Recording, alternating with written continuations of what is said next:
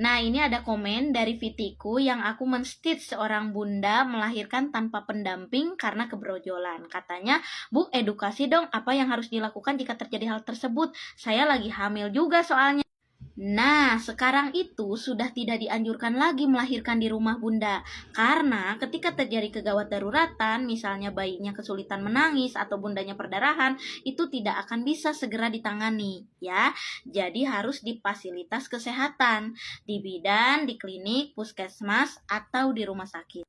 Tapi kan Bu Bidan, kebrojolan itu kadang tidak sengaja. Ya, jika terjadi ketidaksengajaan, ini yang harus Bunda lakukan. Siapapun keluarga yang ada di rumah atau siapapun yang menemukan Bunda kebrojolan di rumah, itu harus segera menghubungi bidan. Bisa via telepon atau disusul ke rumahnya.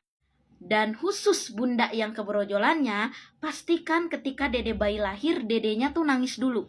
Kalau misalkan dedeknya ketika lahir belum menangis, bisa dirangsang dengan disentuh area punggungnya memakai kain, kakinya, atau sambil dikeringkan.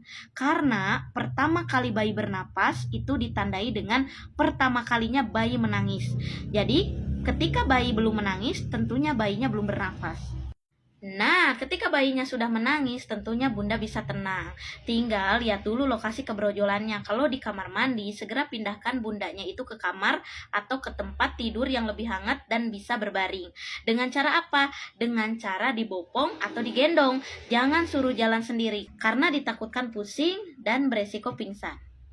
Nah, setelah bundanya ditidurkan, berilah makan dan minum secukupnya atau sampai bundanya merasa segar dari kondisi kelelahan sambil menunggu bidan datang. Jangan sekali-kali menggunting tali ari-ari karena tali ari-ari itu ada darah aktif yang mengalir.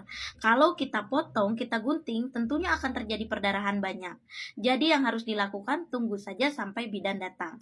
Karena sebelum dilakukan pemotongan, bidan pun akan mematikan dulu jalan pembuluh darah dengan alat yang namanya klem.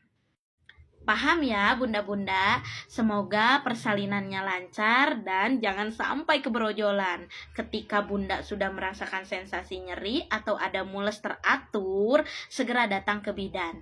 Ya.